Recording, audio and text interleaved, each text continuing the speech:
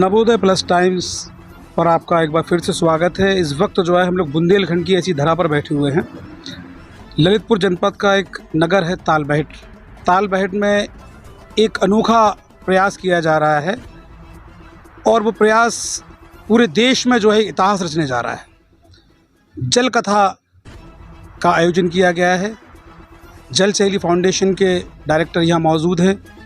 जल जन जोड़ो अभियान के राष्ट्रीय सहयोगी यहाँ मौजूद हैं, डॉक्टर संजय सिंह जी। उनसे आपको रूबरू कराते हैं और जानते हैं कि इस जल कथा का क्या उद्देश्य है और ये कब तक चलेगी।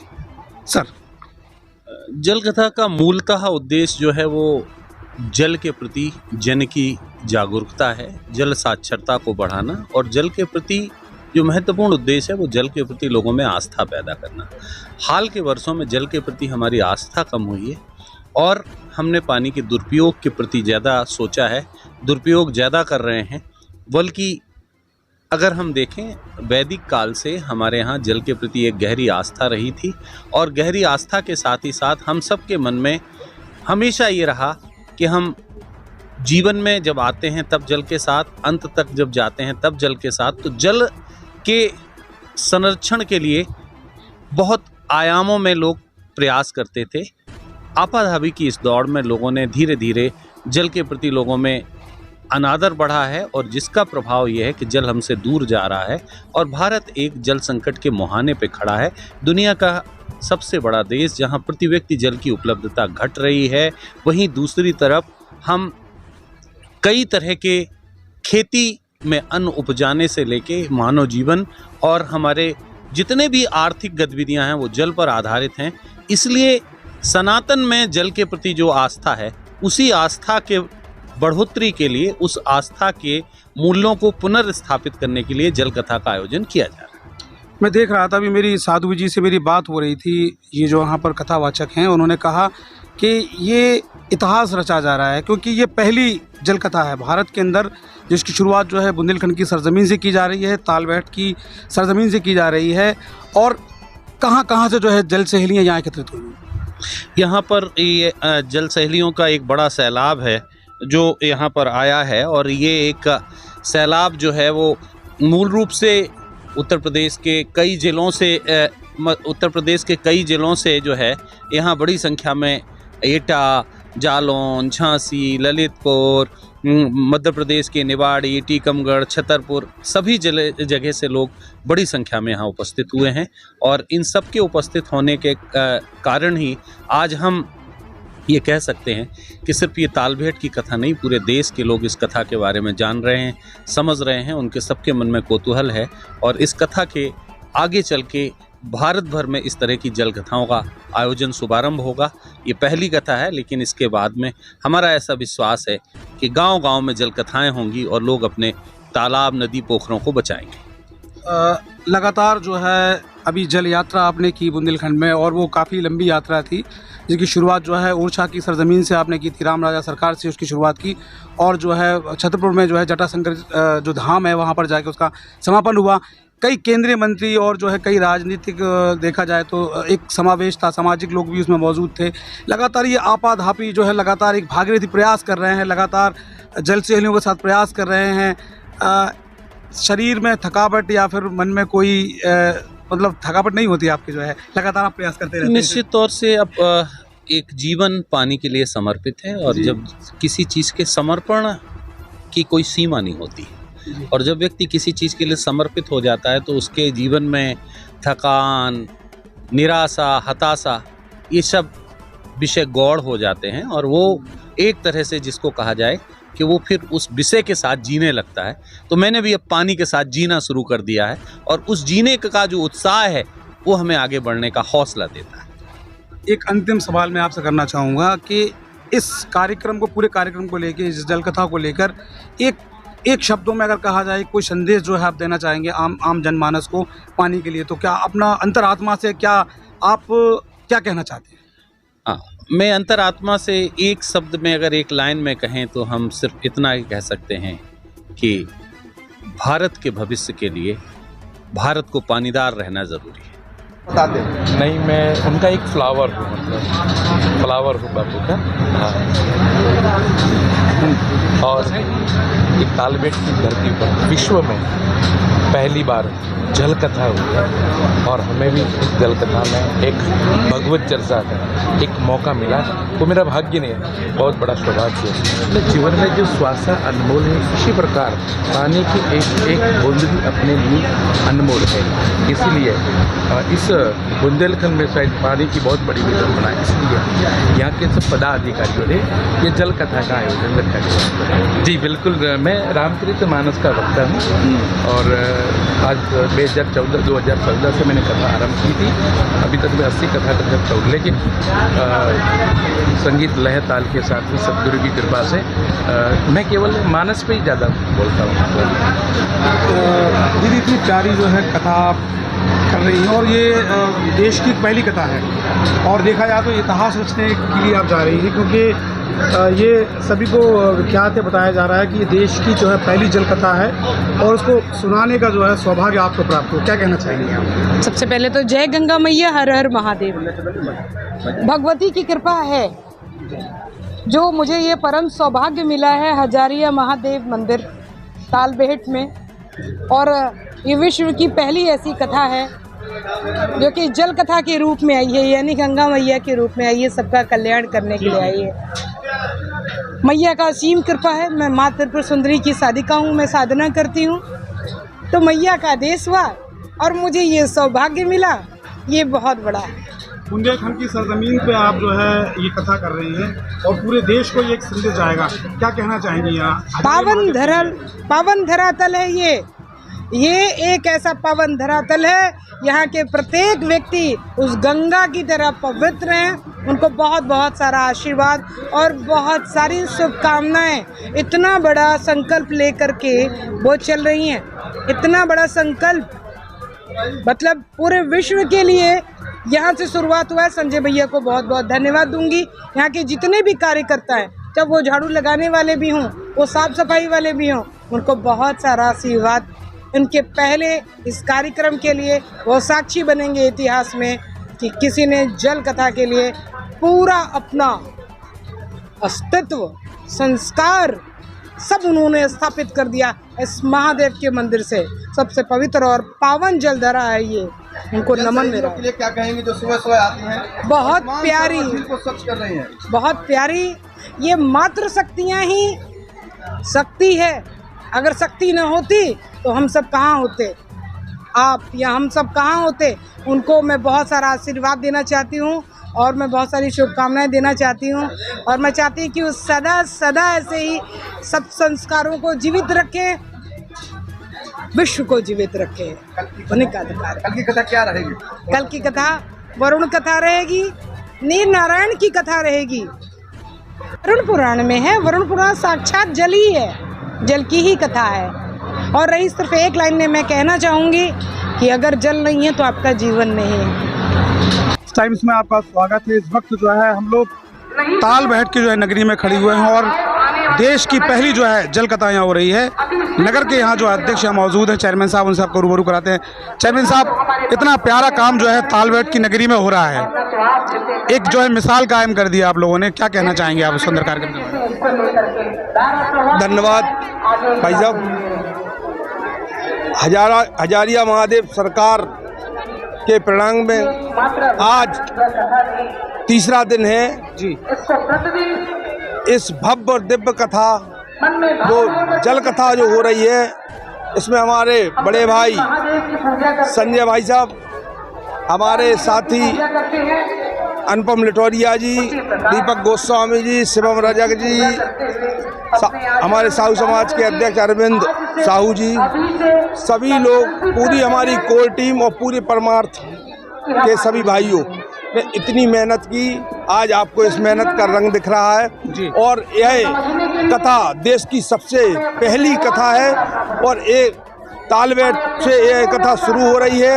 इसको पन्नों में दर्ज होगा ये कि तालबेट से एक जल कथा शुरू हुई थी और अब यहाँ से जो कथा हो रही है 100 कथाएं कम से कम संजय भाई साहब कराएंगे।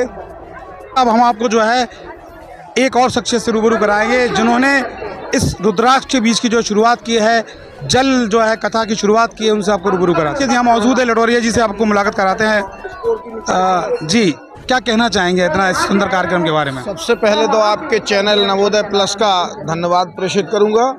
आपने हमारे इस कार्यक्रम में अपनी भागीदारी उपस्थिति आपने दर्ज कराई, धन्यवाद। उसके बाद जो इस कथा का मूल उद्देश्य है, जो एक जल के लिए हमारे नगर को इस जल सहेली फाउंडेशन और परमार्थ समाज सेवी संस्था द्वारा हमारे नगर को इस कार्यक्रम के लिए चुना गया। हम लोग तो उस संस्था और उस फाउंडेशन के एक सहयोगी मात्र हैं, लेकिन ये महत्वपूर्ण बात ये है कि जिस मानसरोवर झील तालाब के किनारे इस कार्यक्रम को कराने के लिए डॉक्टर संजय सिंह जी ने जो ये बीड़ा उठाया है, और उनका जो लक्ष्य है, उन्होंने जो संकल्प लिया है कि इस कथा को पूरे भारत में ये पहली अनूठी कथा है जो हमारे नगर तालबेहट के इस मानसरोवर झील के किनारे तट से ये कथा और ये वरुण यज्ञ प्रारंभ हुआ है। और ये उद्देश्य, जो उनका मूल उद्देश्य है कि जल ही जीवन, जो हम लोग कहने मात्र में मानते हैं, उसको, उसके मूल को आदमी की, प्रति व्यक्ति की अंतरात्मा में उतारना उनका उद्देश्य है। उनका मानना ये है कि ये जो स्रोत जल के हमारे पूर्वजों ने तालाबों, नदियों, पोखरों और तमाम माध्यमों से हमें जो दिए हैं, कुओं के माध्यमों से, उनको संरक्षित करना, उनको जिंदा बनाए रखना। हमारे नगर तालबेहट में जो वर्तमान में जलेसर, एटा, बक्सवाहा, छतरपुर, बटियागढ़, दमोह से जो तमाम जल सहेली फाउंडेशन की बहनें जो यहाँ आई हुई हैं, और सुबह 5 बजे से 8 बजे तक 3 घंटे का जो हमारे तालाब सफाई का जो यहाँ श्रमदान जो यज्ञ किया जा रहा है, मैं आज ये बड़ी दृष्टता के साथ कह सकता हूँ कि हमारे नगर के स्थानीय लोग इस कार्यक्रम में बिल्कुल भी शून्य रूप से भागीदारी ले रहे हैं, जबकि हमारे नगर का तालाब है। इस श्रमदान में हम लोगों को हिस्सा लेना चाहिए, लेकिन हमारे नगर के लोग हिस्सा ना लेते हुए हमारे यहाँ जो क्षेत्र में जो जल सहेली फाउंडेशन की बहनें हमारे यहाँ जो उत्तर प्रदेश से जलेसर, एटा, आगरा, कानपुर और मध्य प्रदेश छतरपुर और दमोह जैसे सीमा क्षेत्रों से यहाँ आकर यहाँ श्रमदान कर रही हैं, और हमारे नगर के समाज सेवी केवल जल बचाओ अभियान समिति के नाम पर अपनी फोटो खिंचवा के ही अपना इति सिद्धि समझते हैं कि हमारा काम पूरा हो गया है। हमारे यशस्वी लोकप्रिय नगर पंचायत अध्यक्ष माननीय पुनित सिंह जी परिहार, जो इनका ये नगर पंचायत में चुनाव लड़ने के पूर्व और चुनाव जीतने के बाद जल पुरुष तो अपने आप में कई होंगे, लेकिन हमारे तालबेहट के लिए यही जल पुरुष हैं। इन्होंने इनके पानी के लिए, इन्होंने नगर की जितनी भी पानी के प्रति समस्याएं हैं, ये बहुत संवेदनशील हैं, वो उनके लिए ये बहुत ही अच्छे तरीके से काम करते हैं। और वर्तमान में हमारे शासन से, हमारे चेयरमैन साहब के प्रयास से एक बहुत बड़ी 53 करोड़ की योजना हमारे नगर में पानी की योजना लाई गई है, और जो उनके ही कार्यकाल में फलीभूत होगी। इस आपके चैनल के माध्यम से इस क्षेत्र की जनता से और अपने नगर तालबेहट की जनता से अपील करूंगा कि ये मानसरोवर झील आज हमारे लिए पर्याप्त है, लेकिन शायद जिस हिसाब से हमारा आबादी घनत्व बढ़ रहा है, उसके हिसाब से ये जल सरोवर हमारे लिए पूर्ति नहीं कर पाएगा। हमें विचार करना होगा पानी के इस्तेमाल को लेके, पानी के संरक्षण को लेके, पानी के संचयन को लेके। ग्लोबल वार्मिंग ने जो हमें अपना असर दिखाया है, जो प्री मानसून बरसात होती है, समय से हमारी खेतियां नहीं तैयार हो पा रही हैं, हमारे यहाँ अन्नदाता किसान पानी की कमी की वजह से अपने खेतों में फसलें पैदा नहीं कर पा रहा है। उसके लिए हमें हमारी नई युवा पीढ़ी को एक संदेश देने की आवश्यकता है, और ऐसे कार्यक्रमों के माध्यमों से हमारे देश में ये जन जागरूकता फैलाने की काफ़ी आवश्यकता है। आपके चैनल के माध्यम से मैं यही अपील करना चाहूँगा। माननीय जी, प्रसाद के साथ साथ जो है आप ये जो बहनें यहाँ पर आ रही हैं, उनको आप एक पौधा भी दे रहे हैं, इसके पीछे क्या राज है? विशेषकर ये धार्मिक केवल अनुष्ठान मात्र नहीं है, ये प्रकृति और जो लोगों की आस्था है, दोनों के बीच को ऐसे जुड़ाव स्थापित करें ताकि ये प्रकृति की रक्षा हो सके। जल जंगल ज़मीन को कैसे संरक्षित संवर्धित कर सके समाज, इसको लेके हम लोग एक पूरा जो कंटेंट है वो लिए गए हैं सभी पुराणों से, वेदों से, निषाद उपनिषद और सभी वर्ग, क्योंकि ये समस्या जो पानी की दिन पे दिन गहराती जा रही है, इसको लेके समाज को इस आस्था के साथ जोड़ने के लिए सभी वर्ग स्तरीय समाज और सभी धर्मों के लोगों को आगे आना होगा। इसलिए अनुष्ठान इस 7 दिन का किया जा रहा है और इसमें पानी से जुड़े जो मुद्दे हैं उन पर बातचीत करी जा रही है। साथ में प्रसाद के साथ साथ में जो लोगों को संवेदित किया, पौधा देने का क्या है? पौधा देने का मतलब ये है कि अगर हम ज़्यादा से ज़्यादा का प्रकृति के साथ जुड़ेंगे, पानी बरसेगा और पानी बरसने का कारण होता है जो एक दूसरे के साथ जुड़े हुए हैं कि पौधे लोग ले जाएंगे, लगाएंगे और पौधे होंगे तो वर्षा होगी तो हमें पानी मिलेगा, जीव जंतुओं को पानी मिलेगा, हमारे जानवरों को पानी मिलेगा, हम सबको पानी मिलेगा और हम सब बुंदेलखंड के लोग पानीदार बनेंगे। तो इसके साथ एक दूसरे के साथ एक लिंक है। हम सुबह से शाम तक का पूरा हमारा जो कार्यक्रम है, पहले हम लोग इस पूरे जो तालाब खत्म होते जा रहे हैं इसके लिए एक यज्ञ श्रमदान कर रहे हैं, जहाँ पे सैकड़ों की तादाद में बहनें सवेरे अपना तालाब में जितना डस्ट पड़ा हुआ है उसको सफाई करती हैं, उसका डिसल्टिंग का काम करती हैं। इसके बाद में फिर वरुण देवता को प्रसन्न करने के लिए हवन यज्ञ किया जाता है। फिर इसके बाद जलकथा होती है, जलकथा में प्रसाद के साथ फिर ये पौधा वितरण किए जाते हैं, जो साथ में लोग ले जाते हैं, संकल्प लेते हैं कि हम इस पौधे को बचाएंगे और अपने पूरे बुंदेलखंड को खुशहाल बनाने का काम करेंगे। इस वक्त जो है हजारिया महादेव के प्रांगण में कानपुर से चलकर यहाँ तक मैं आया हूँ आज, और नवोदय प्लस टाइम्स पे उन बहनों से आपको रूबरू करा रहा हूँ जो किसी परिचय का मोहताज नहीं है, जिनको हम जल सहेली कहते हैं, क्योंकि पानी के लिए इन्होंने अपना जीवन समर्पित कर दिया है। इन्होंने, अगर एक भाषा में हम बोलें, इन्होंने झंडा गाड़ दिया है। श्रमदान के माध्यम से, पैदल चल के, पदयात्रा करके, जल यात्रा करके, और आज जो है जल कथा में इनका जो है पूरा सहयोग है जल सहेलियों का। इन बहनों से बात करेंगे। दीदी, कहाँ से आप आई? मेरा नाम फूलवती है, मैं ग्राम हनौता से हूँ, कड़ेसरा कला पंचायत से हूँ, जिला ललितपुर से हूँ। दीदी, पहले आप लोग जो है पद यात्रा की आप लोगों ने, जी बिल्कुल। उसके बाद जो है अब आप जो है जल कथा में सहयोग कर रही हैं। जी बिल्कुल। आपका जल सहेली फाउंडेशन जो है, कहाँ कहाँ आपकी जो है बहनें इस वक्त जो है मौजूद हैं, कहाँ कहाँ से बहनें आई इस कार्यक्रम? यहाँ पे 6-7 जिले से बहनें हैंगी। जालौन जिला से, टीकमगढ़ से, निवाड़ी से है और छतरपुर से है और ललितपुर से है, एटा से भी है, जिला एटा से। दीदी, क्या है ये उद्देश्य, क्या है जल कथा का?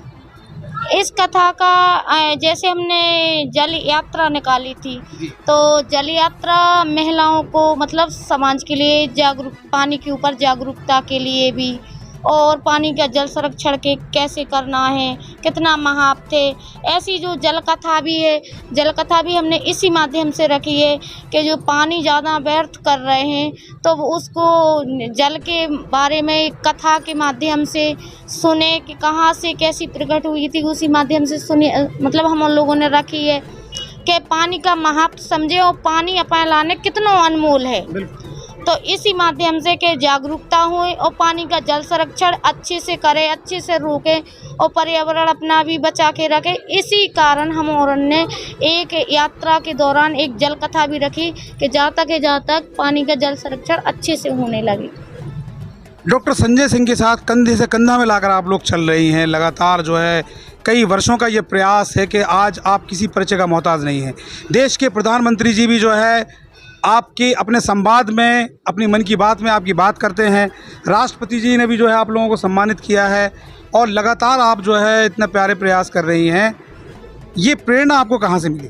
सर, पहले तो हम कुछ नहीं जानते थे, लेकिन ये परमात्मा ही की देन है जो संजय भाई ने एक मोती की तरह हमें देश और जिला जिला से हम लोगों को जोड़ा है। उनका बहुत धन्यवाद है हमारी तरफ से कि उन्होंने हम जो चार दीवारी में रहती थी उन महिला को चुन के निकाला है और आज हम इतने सक्षम हैं, इतने अच्छे बोल लेते हैं। पहले तो हम घर के बाहर जो आते थे पुरुष, उनसे बात करने में भी डरते थे, लेकिन आज हम इतने सक्षम हो गए, इतने जागरूक हो गए हैं कि किसी भी अधिकारी से हम अपनी मन की बात कहने में भी नहीं डरते। और बहुत अच्छी तरह से हमें प्रशिक्षण भी दिया, बहुत अच्छी तरह उन्हें एक छोटी बहन का बड़े भाई के प्रति जो कर्तव्य होता है बिल्कुल वैसा ही निभाया है उन्होंने। और हम लोग बिल्कुल तहे दिल से बड़े भाई को हम मानते हैं। चाहे वो आधी रात हो, चाहे दोपहर हो, चाहे सुबह हो, चाहे शाम हो, अगर संजय भाई हमें जहाँ भी खड़ा होने के लिए कहेंगे, हम अपने तहे दिल से हम उनके लिए शुक्रिया अदा करते हैं और तहे दिल से उनके लिए काम करना चाहेंगे। चाहे हमें इसके लिए अपने घर छोड़ना पड़े, द्वार छोड़ना पड़े, क्योंकि हमें उनने इतनी अच्छी प्रेरणा दी है कि जागरूकता हम खुद जाग रहे हैं और अपनी जैसी महिला को और भी जगा रहे हैं और जागरूकता का काम कर रहे हैं गाँव में। इतना समर्पण, इतना त्याग पानी के लिए। और मैं देख रहा हूँ कि अब ये जैसे कि मैंने बोला कि जो है संजय सर अगर आधी रात को भी जो हमें बुलाएंगे तो हम जो है खड़े हो जाएंगे। बोरी बंधन, और जो है मैं देख रहा हूँ कि लगातार खबरों में आप लोगों ने बोरी बंधन के माध्यम से और जो है तसले डाल के जो है मतलब कड़ी मेहनत करके जो है पानी को संरक्षित करने का काम किया है आपने। ये मन में जो विचार हैं आपके, कभी थकावट नहीं होती आप लोगों को? नहीं होती है भैया, हम अच्छा काम कर रहे हैं। नहीं, बिल्कुल नहीं, अच्छा काम करेंगे तो अच्छा काम कर रहे हैं, हम लोगों के लिए बहुत अच्छा कर रहे हैं संजय भाई। नहीं, मैं आपकी बात कर रहा हूँ कि आप लगातार, मैं देख रहा हूँ कि लगातार आप लोग जो है बड़े बड़े काम आप लोगों ने कर दिए, जिसको सैल्यूट लोग कर रहे हैं। अधिकारी भी चौकन्ने हो जाते हैं कि यार ये चेक डैम बनाया था, ये टूट गया, इसको जो है आप लोगों ने फिर से जो है पुनर्जीवित दे दिया, आपने उसमें जान डाल दी। ये सब मतलब ये मन में भाव कहाँ से जो है आपके आते हैं? जे संजय भाई ने दी है, वो कर रहे हैं अच्छा। और एक पानी का मैं कर रही हूँ, हम लोगों ने जो हमें परमा समाज सेवी संस्था से संजय भाई ने हम लोगों को प्रेरणा दी है, तो हम लोगों ने एक पानी का महत्व समझ लिया है कि पानी अपन लोगों को कितना अनमोल है। तो इस जरिए से हम लोग इतना खुद करने लगे कि जो हेडपम्प वगैरह भी हैं वो भी हम लोग दीदी और हैं, हम और हैं, मतलब हमें जैसी में खुद ही रिपेयरिंग कर लेते, खुद ही सुधार लेते। कहीं छोटा मोटा टूटा फटा चेक डैम वगैरह तो वो भी हम ही लोग कर लेते हैं। इतना ट्रेनिंग दे दी, मतलब इंजीनियर बना दिया। हाँ, बिल्कुल मिस्त्री की ट्रेनिंग भी दिलाई थी भाई ने हम लोगों को। इस जलकथा के माध्यम से आखिरी मेरा सवाल है, इस जलकथा के माध्यम से बुंदेलखंड की सरजमीन पर तालबेहट नगरी में हम लोग खड़े हुए हैं, क्या कहना चाहेंगी आप बुंदेलखंड के लोगों को, देश के लोगों को? ये पहली जलकथा है, आप लोगों ने इतिहास रच दिया। जब इतिहास के पन्नों में जलकथा की जब बात होगी तो देश में आप लोगों का नाम पहले लिया जाएगा, तो क्या संदेश देना चाहेंगे आप? यही संदेश है हमारा तो कि जैसे जल कथा को सुन करके और भी जो प्रेरणा मिल रही है कि इस कितनी अनमोल कीमत से जैसे भागीरथ जी ने उतारा था धरती पर, हाँ, और आज हम उसको सहज के नहीं रखेंगे तो हमारी आने वाली पीढ़ी क्या करेगी। तो इसलिए हम अभी से ये सब लोग को जागरूक कर रहे हैं कि आज चाहे जल बचा करके रखें तो हमारी आने वाली पीढ़ी आज हम जो बाटलों में देख रही वो इंजेक्शन में ना देखें। तो इसलिए हम गांव-गांव में संदेश है, क्षेत्रवासियों से संदेश है हमारा कि बिल्कुल पानी को इस तरह से बर्बाद ना करें, उसको संजो के रखें। जो हमारी हम तो जैसे हमारी ज़िंदगी तो शादी देख पाएंगे, लेकिन हमारे बच्चे हमारे प्रति ये ना सोचे कि हमारे पूर्वज हमारे लिए क्या कर गए वो। हाँ, तो ये पानी हमारा एक सबसे बड़ा मुद्दा है और सबसे बड़ा मुद्दा यही है कि पानी को आज हम नहीं बचाएंगे तो कल हमारे बच्चे भविष्य में शायद प्यासे ही रह जाएंगे।